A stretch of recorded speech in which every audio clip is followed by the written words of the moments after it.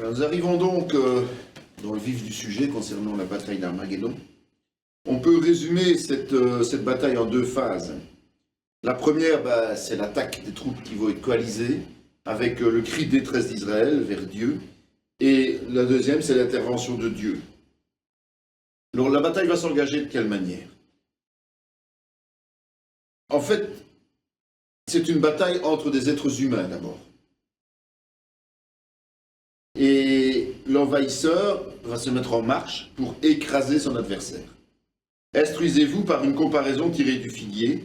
Dès que ses branches deviennent tendres et que les feuilles poussent, vous connaissez que l'été est proche. De même, quand vous verrez toutes ces choses, sachez que le Fils de l'homme est proche, à la porte, je vous dis la vérité. Cette génération ne passera point, que tout cela n'arrive.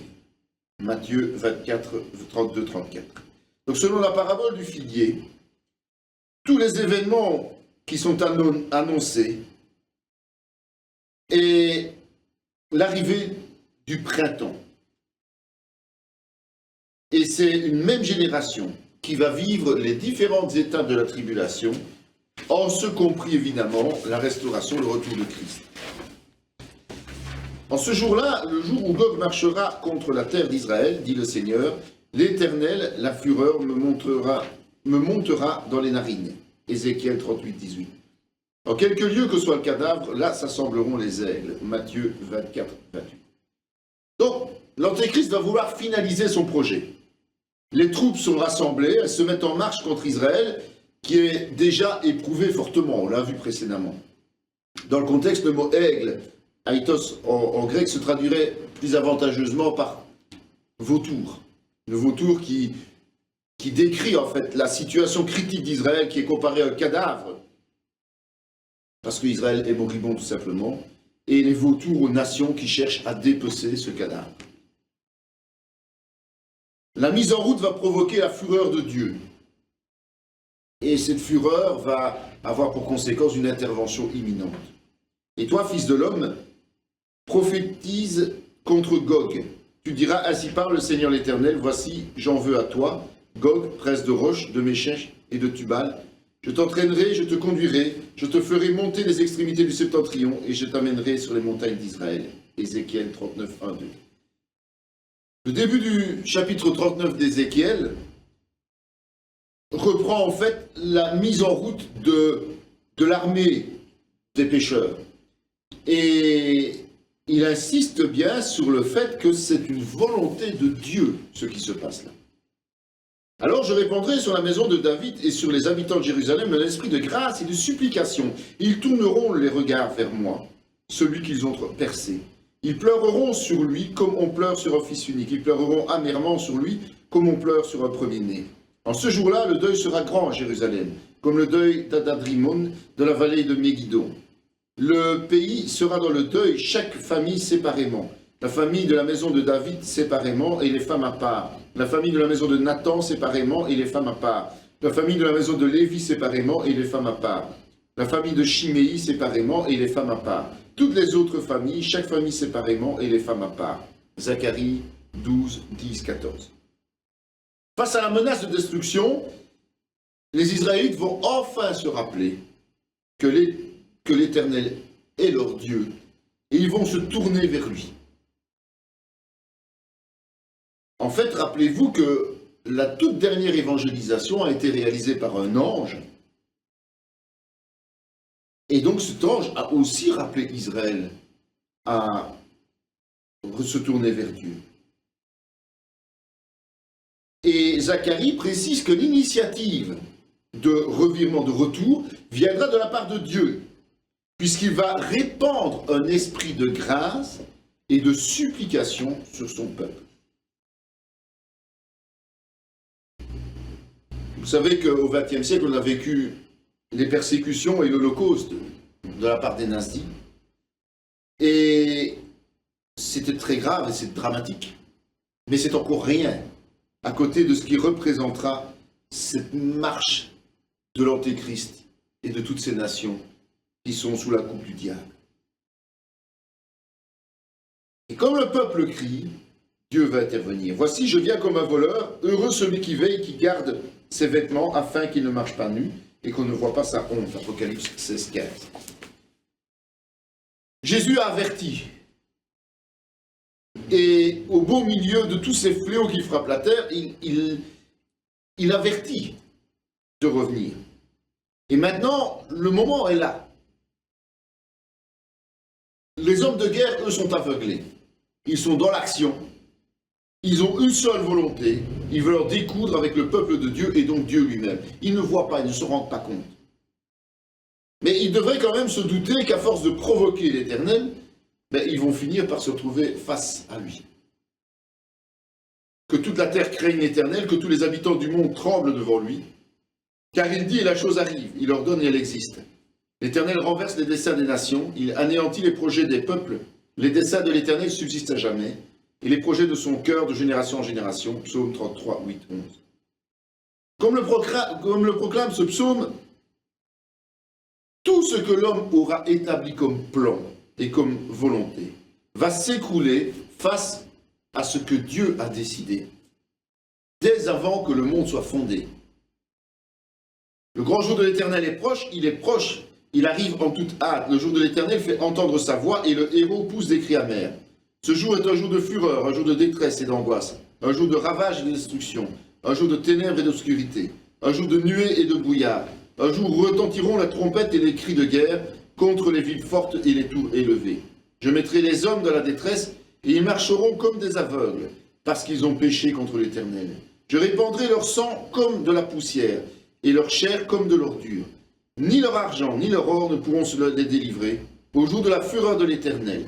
Par le feu de sa jalousie, tout le pays sera consumé, car il détruira soudain tous les habitants du pays. Sophonie 1, 14, 15. En fait, c'est une description de fin de temps, évidemment. Le jour de l'Éternel sera le pire jour que l'humanité ait jamais connu de tout temps. Attendez-moi donc, dit l'Éternel, au jour où je me lèverai pour le butin, car j'ai résolu de rassembler les nations, de rassembler les royaumes, pour répandre sur eux ma fureur, toute l'ardeur de ma colère. Car par le feu de ma jalousie, tout le pays sera consumé. Alors je donnerai au peuple des lèvres pures, afin qu'ils invoquent tous le nom de l'Éternel, pour le servir d'un commun accord. Sophonie 3, 8, 9. Tout est dit ici. En fait, si toutes ces troupes sont rassemblées, eh bien, c'est pour que sa fureur puisse tomber dessus. Et après, rétablir définitivement son peuple. Dieu les a stimulés à le défier dans un seul objectif, c'est restaurer son propre peuple. Et c'est Ézéchiel qui de nouveau va nous expliquer le mieux ces événements. Je te déclare dans ma jalousie, dans le feu de ma colère en ce jour-là, il y aura un grand tumulte dans le pays d'Israël. Les poissons de la mer et les oiseaux du ciel trembleront devant moi, et les bêtes des champs et tous les reptiles qui rampent sur la terre, et tous les hommes qui sont à la surface de la terre. Les montagnes seront renversées, les parois des rochers s'écrouleront, et toutes les murailles tomberont par terre. J'appellerai l'épée contre lui, sur toutes mes montagnes, dit le Seigneur l'Éternel. L'épée de chacun se tournera contre son frère. J'exercerai mes jugements contre lui par la peste et par le sang, par une pluie violente et par des pierres de grêle. Je ferai pleuvoir le feu et le soufre sur lui et sur ses troupes, et sur les peuples nombreux qui seront avec lui. Je manifesterai ma grandeur et ma sainteté. Je me ferai connaître aux yeux de la multitude des nations, et elles sauront que je suis l'Éternel. Ézéchiel 38, 19, 23. Donc nous savons que jusque-là, tous les fléaux sont tombés, les punitions de Dieu sont tombées de manière de plus en plus puissante durant cette année. Et à ce moment-ci, Dieu va concentrer toute sa force de frappe,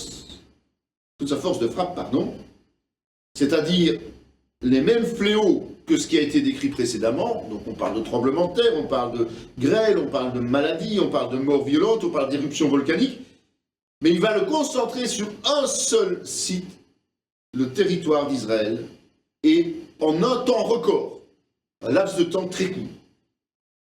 Voici la plaie dont l'Éternel frappera tous les peuples qui auront combattu contre Jérusalem. Leur chair tombera en pourriture, tandis qu'ils seront sur leurs pieds. Leurs yeux tomberont en pourriture dans leurs orbites, et leur langue tombera en pourriture dans leur bouche. En ce jour-là, l'Éternel produira un grand trouble parmi eux. L'un saisira la main de l'autre et ils lèveront la main les uns sur les autres. Zacharie 14, 12, 13. La plaie frappera de même les chevaux, les mulets, les chameaux, les ânes et toutes les bêtes qui seront dans ces camps. Cette plaie sera semblable à l'autre. Zacharie 14, 15. Donc, ce que Dieu va faire, c'est ce qu'il a déjà accompli précédemment, mais dans une moindre mesure. Il va aveugler les ennemis de son peuple. Comment? Eh bien, parce qu'il va les faire paniquer. Ils vont être touchés par toutes sortes de fléaux qui vont même toucher leur chair de façon instantanée. Et qu'est-ce qu'ils vont faire? Aveugler, ils vont finir par s'entretuer. En ce jour-là, dit l'Éternel, je frapperai d'étourdissement tous les chevaux et de délire ceux qui les monteront. Mais j'aurai les yeux ouverts sur la maison de Juda quand je frapperai d'aveuglement tous les chevaux des peuples. Les chefs de Juda diront en leur cœur, les habitants de Jérusalem sont notre force par l'Éternel des armées, leur Dieu. En ce jour-là, je ferai des chefs de Juda comme un foyer ardent parmi du bois, comme une torche enflammée parmi des gerbes. Ils dévoreront à droite et à gauche tous les peuples d'alentour, et Jérusalem restera à sa place, à Jérusalem.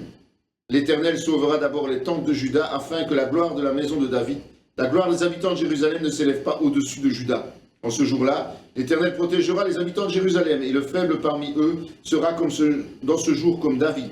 La maison de David sera comme Dieu, comme l'ange de l'Éternel devant eux. En ce jour-là, je m'efforcerai de détruire toutes les nations qui viendront contre Jérusalem. Zacharie 12, 4, 9. Pour ceux qui vont faire attention à toutes ces prophéties, le plan établi par Dieu est clair. Il va frapper d'étourdissement les adversaires et leurs montures. Aujourd'hui, c'est vrai, vous allez me dire, c'est plus des chevaux, c'est plus des ânes, d'accord. Mais si à un moment donné, il y a des perturbations sismiques importantes, tous les systèmes électroniques qui sont utilisés dans les véhicules et les engins de guerre vont être perturbés et ne pourront plus fonctionner correctement. Et les combattants de Juda vont s'appuyer sur ceux de Jérusalem. Ils vont les prendre en exemple pour s'encourager et combattre avec vaillance. Et ce qui est étonnant, quelque part, c'est que il est dit dans Zacharie que Dieu va d'abord sauver Juda avant Jérusalem même. Pourquoi? Parce que les Juifs ont tous la même valeur aux yeux de Dieu. Jérusalem ne peut pas dominer sur son peuple, sur le peuple de l'Alliance qui est l'entièreté de Juda.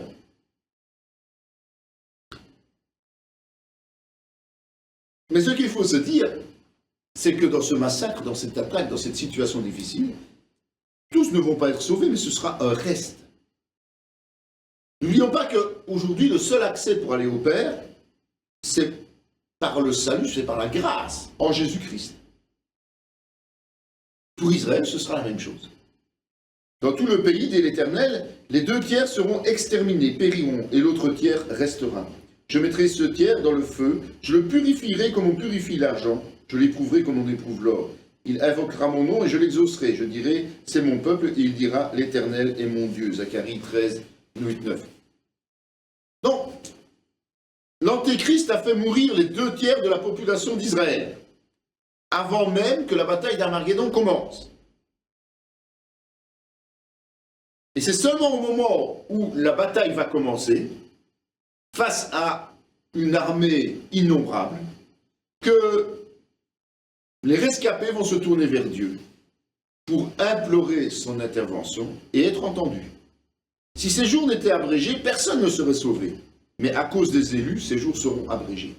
Donc, en fait, alors qu'on pourrait penser que par leur force et par leur nombre, toutes ces troupes pourront écraser Israël, eh bien, elles seront finalement vaincues et détruites par Christ lors de son retour glorieux.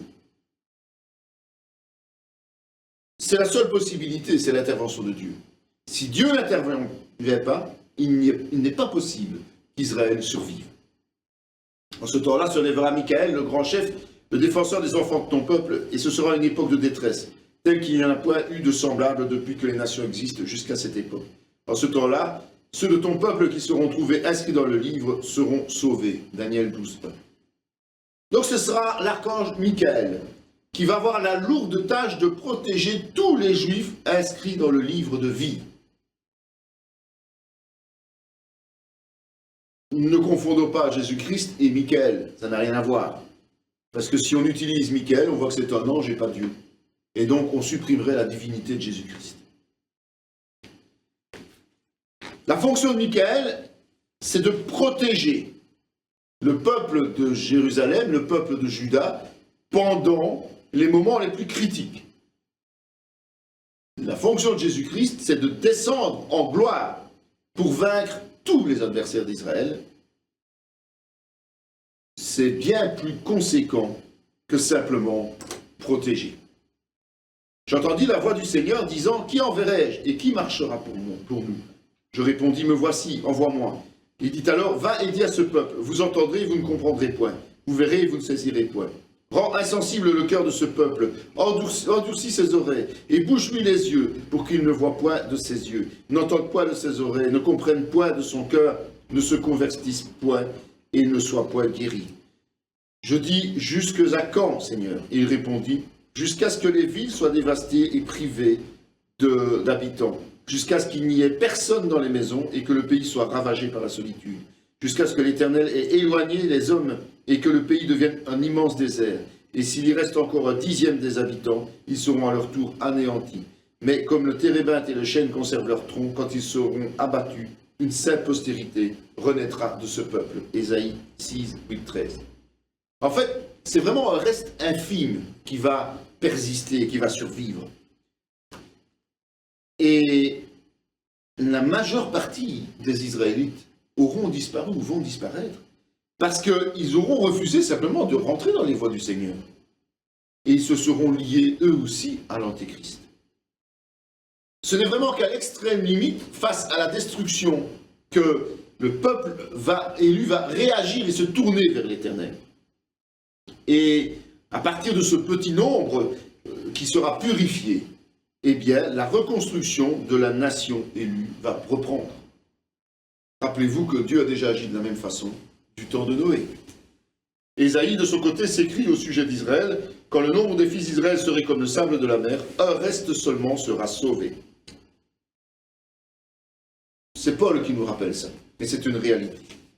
« Car je bande Juda comme un arc, je m'arme d'Éphraïm comme d'un arc, et je soulèverai tes enfants au sillon comme tes enfants, contre tes enfants, au Javan. Je te rendrai pareil à l'épée d'un vaillant homme. L'Éternel au-dessus d'eux apparaîtra, et sa flèche partira comme l'éclair. Le Seigneur l'Éternel sonnera de la trompette, il s'avancera dans l'ouragan du midi. L'Éternel des armées les protégera, ils dévoreront, ils vaincront les pierres de la fronde. Ils boiront, ils seront bruyants comme pris de vin, ils seront pleins comme une coupe, comme les coins de l'autel. L'Éternel leur Dieu les sauvera en ce jour-là, comme le troupeau de son peuple, car ils sont les pierres de diadème qui brilleront dans son pays. Zacharie 9, 13, 16. Donc l'intervention de Dieu va se faire en deux phases. D'abord, il va affermir les combattants de Juda face à leurs adversaires, tout en les protégeant par l'intermédiaire de Michael, l'archange. Et puis, il va faire son entrée personnelle, au vu et au su de tous, dans l'arène pour finaliser le travail. Et ça, c'est la seconde et dernière étape, évidemment, de la bataille que nous allons aborder maintenant. Donc cette deuxième phase, c'est le retour de Christ en gloire. On a vu que pendant la tribulation et les préparatifs d'Armageddon, eh bien, Dieu agissait dans le ciel. Et outre ces fléaux, tous les fléaux qu'il a lancés, eh bien, l'Église est entrée dans la plénitude de son intimité avec l'agneau Jésus-Christ. Il s'assit sur la montagne des Oliviers, les disciples vinrent en particulier lui faire cette question. « Dis-nous quand cela arrivera-t-il et quel sera le signe de ton avènement et de la fin du monde ?» Matthieu 24, 3. Mais chacun en son rang, Christ comme prémisse, puis ceux qui appartiennent à Christ lors de son avènement. 1 Corinthiens 15, 23. Et disant, où est la promesse de son avènement? Car depuis que les pères sont morts, tout demeure comme dès le commencement de la création. 2 Pierre 3, 4. Le terme qui est utilisé aussi est le terme parousia, c'est un terme grec. Ça se traduit par retour ou avènement. Et ça signifie aussi présence. Donc pour être présent, il faut revenir. dans la logique des choses. Donc ça donne bien la connotation des deux notions de retour et de présence. Et vous entendrez parler de termes en théologie, parfois de la parousie de Christ. C'est ça en fait. C'est son retour en gloire, ce n'est jamais qu'une utilisation du terme grec qu'on a francisé. Or, nous savons que jusqu'à ce jour, la création tout entière soupire et souffre les douleurs de l'enfantement. Et ce n'est pas elle seulement, mais nous aussi, qui avons les prémices de l'esprit. Nous aussi, nous soupirons en nous-mêmes, en attendant l'adoption, la rédemption de notre corps. Romains 8, 22, 23. Donc, rappelons-nous bien que ce n'est pas seulement les êtres humains qui attendent le retour de Christ, mais c'est toute la création qui agit ainsi et qui est dans cette impatience, afin que des temps de rafraîchissement viennent de la part du Seigneur et qu'il envoie celui qui vous a été destiné, Jésus-Christ. Acte 3:20. Donc le retour dépend de qui? De Dieu le Père. C'est lui qui décidera. Après cela, j'entendis dans le ciel comme une voix forte d'une foule nombreuse qui disait « Alléluia, le salut, la gloire et la puissance sont à notre Dieu, parce que ses jugements sont véritables et justes, car il a jugé la grande prostituée qui corrompait la terre par son impudicité. Et il a vengé le sang de ses serviteurs en le redemandant de sa main. Et ils dirent une seconde fois « Alléluia » et sa fumée monte au siècle des siècles. Et les 24 vieillards et les 4 êtres vivants se prosternèrent et adorèrent Dieu assis sur le trône en disant « Amen, Alléluia ». Et une voix sortit du trône disant « Louez notre Dieu, vous tous ses serviteurs, vous qui le craignez, petits et grands. » Et j'entendis comme une voix d'une foule nombreuse, comme un bruit de grosses eaux et comme un bruit de fort tonnerre, disant « Alléluia, car le Seigneur notre Dieu Tout-Puissant est entré dans son règne. » Apocalypse 19, 1, 6. Donc, juste avant que Christ intervienne dans le conflit terrestre, le ciel est en effervescence. D'abord parce que le mariage entre l'agneau et l'épouse, donc l'Église, est en train de se concrétiser, mais aussi parce que le jugement de Dieu entre dans sa phase finale. Je vous rappelle que Babylone la Grande a été ravagée. Et la phase finale, c'est quoi? C'est l'intronisation imminente du règne terrestre de Jésus-Christ. Sois transporté d'allégresse, fille de Sion, pousse des cris de joie, fille de Jérusalem. Voici ton roi vient à toi, il est juste et victorieux. Il est humble et monté sur un âne, le petit d'une ânesse. Je détruirai les chars d'Éphraïm et les chevaux de Jérusalem, et les arcs de guerre seront anéantis. Il annoncera la paix aux nations, il dominera d'une mer à l'autre, depuis le fleuve jusqu'aux extrémités de la terre. Zacharie 9, 9, 10. C'est une prophétie qui est partiellement accomplie. Et c'est une règle générale, je vous le rappelle, au sujet des prophéties. Elle s'est accomplie quand? Eh bien, lorsque Jésus était dans son ministère, il est entré un peu avant sa crucifixion dans Jérusalem en étant acclamé comme le roi, le successeur de David. C'est dans Matthieu 21, 5, 11 qu'on le trouve. Et puis après, tout a basculé, évidemment. Au lieu de prendre le pouvoir comme le peuple l'espérait, eh bien, il s'est laissé crucifier.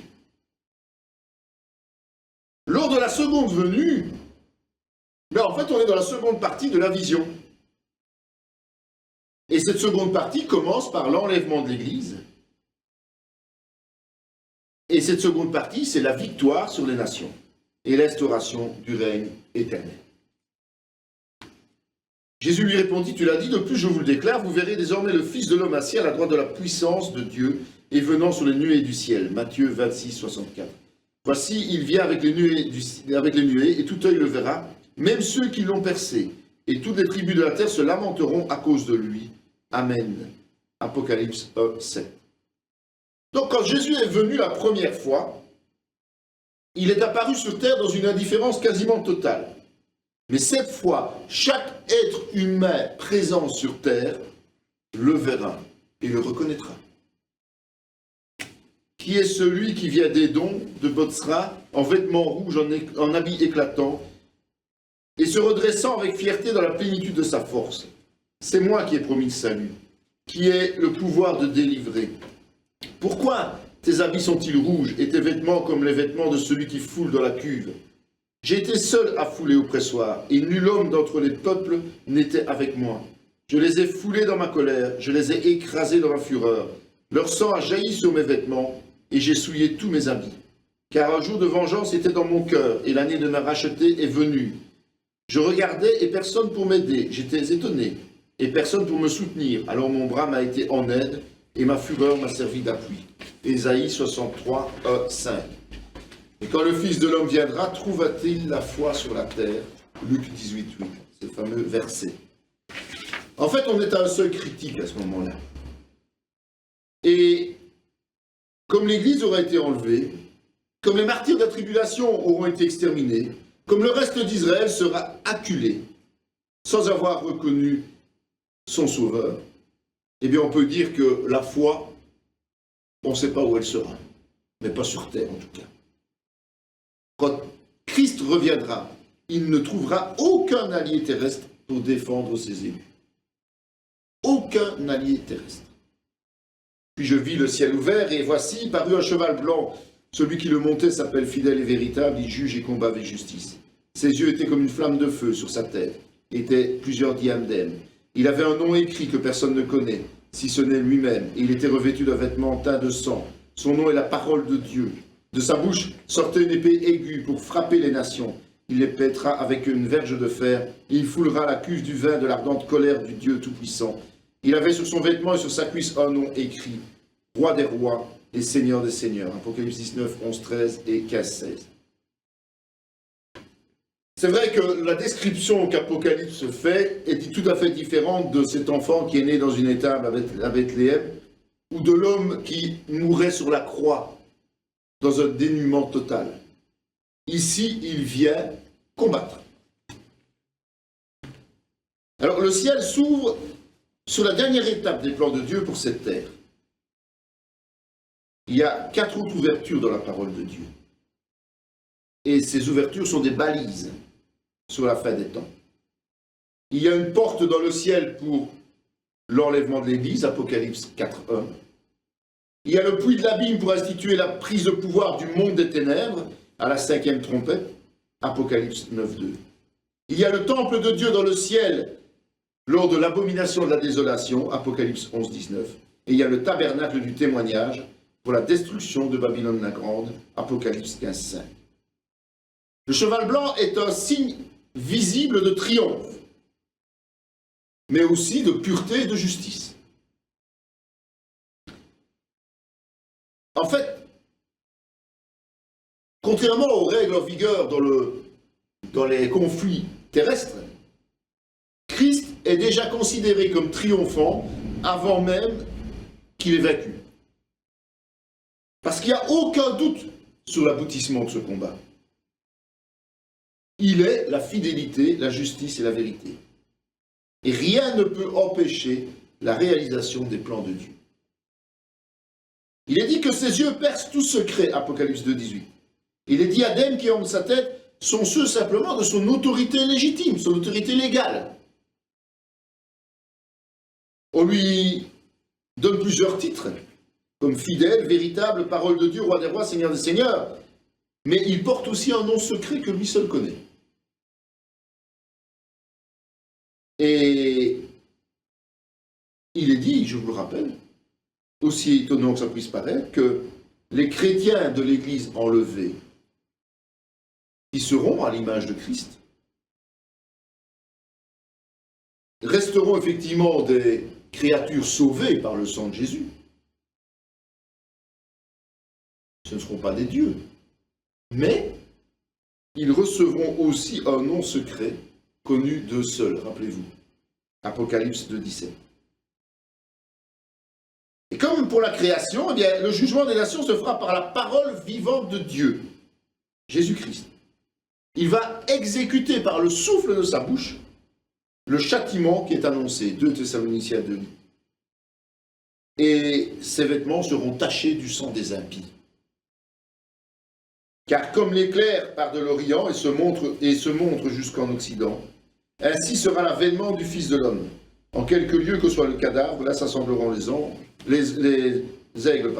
Aussitôt, après ces jours de détresse, le soleil s'obscurcira, la lune ne donnera plus sa lumière, les étoiles tomberont du ciel et les puissances des cieux seront ébranlées. Alors le signe du Fils de l'homme paraîtra dans le ciel, toutes les tribus de la terre se lamenteront, et elles verront le Fils de l'homme venant sur les nuées du ciel, avec puissance et une grande gloire. L'apparition de Jésus sera glorieuse. Et ce sera renforcé parce qu'il n'y aura plus de lumière naturelle à ce moment-là. Tout sera dans l'obscurité. Et sa gloire, elle, va resplendir. Ça va provoquer une panique, évidemment, au sein des populations de la terre. Il suffit de voir comment les gens se comportent lorsqu'on annonce la fin du monde, ou lorsqu'il y a une éclipse totale du soleil, enfin des tas de choses qui démontrent que l'homme est bien vite déstabilisé, lui qui se sent si fort. Qui pourra soutenir le jour de sa venue? Qui restera debout quand il paraîtra? Car il sera comme le feu du fondeur, comme la potasse des foulons. Malachie 3.2. Eh bien, cette question-là, on peut y répondre nous-mêmes. Personne ne pourra soutenir le jour de sa venue. Personne ne pourra rester debout quand il paraîtra. Et il ne sera pas seul à son retour. On sait que des foules vont l'acclamer dans les cieux, mais on sait aussi que quand il va revenir, il sera à la tête d'une armée innombrable. Les armées qui sont dans le ciel le suivaient sur des chevaux blancs, revêtus d'un fin lin blanc pur. Apocalypse 19, 14. C'est aussi pour eux qu'Enoch, le 7e depuis Adam, a prophétisé en ces termes. Voici le Seigneur est venu avec ses saintes myriades pour exercer un jugement contre tous et pour faire rendre compte à tous les impies, parmi eux de tous les peuples, les actes d'impiété qu'ils ont commis et de toutes les paroles injurieuses qu'ont proférées contre lui les pécheurs impies. Jude 1, 14, 15. Vous fuirez alors de la vallée de mes montagnes, car la vallée des montagnes s'étendra jusqu'à Hatzel. Vous fuirez comme vous avez fui devant le tremblement de terre au temps d'Ozias, roi de Juda. Et l'Éternel, mon Dieu, viendra, et tous ses saints avec lui. Zacharie 14, 5. Donc, toutes les armées des cieux seront montées sur des chevaux blancs, purs, justes. Les cavaliers seront vêtus de lin fin, blanc et pur. Ça veut dire des cavaliers saints, sanctifiés. La question principale est de savoir de qui est composée cette force céleste. D'abord, les anges. Il est dit notamment dans Matthieu 16, 27 que le Fils de l'homme doit venir dans la gloire de son Père avec ses anges. Il y a d'autres versets qui nous le disent aussi. Il y a aussi les croyants justes de l'Ancien Testament. Tout cela, à la foi desquels il a été rendu témoignage, n'ont pas obtenu ce qui leur avait été promis. Dieu ayant vu quelque chose de meilleur pour nous, afin qu'ils ne parvinssent pas sans nous à la perfection. Hébreux 11, 39, 40. Donc, ils ont été eux aussi purifiés, justifiés par le sang de Jésus et font partie de l'armée de Jésus-Christ. Ils sont auprès de Jésus-Christ aussi. Alors, l'Église enlevée, l'épouse de Christ, Apocalypse 19, 7, 8. Quand Christ, votre vie, paraîtra, alors vous paraîtrez aussi avec lui dans la gloire. Colossiens 3, 4. Les chrétiens seront avec Jésus-Christ à ce moment-là. Il y a les martyrs de la tribulation. Ils combattront contre l'agneau et l'agneau les vaincra, parce qu'il est le Seigneur des seigneurs, le roi des rois, et les appelés, les élus et les fidèles qui sont avec lui, les vaincront aussi. Apocalypse 17, 14. Donc les appelés sont les justes de l'Ancien Testament, les élus, les chrétiens de l'Église enlevée, et les fidèles, les martyrs de la tribulation. Mais les martyrs de la tribulation ne seront pas encore ressuscités physiquement. Ce sont leurs âmes et leurs esprits qui accompagneront le roi des rois. Et c'est un retour physique. Donc ce n'est pas simplement symbolique ou idéologique, c'est un retour physique et soudain sur la terre. À l'enlèvement, Christ reviendra chercher l'Église dans les nuées.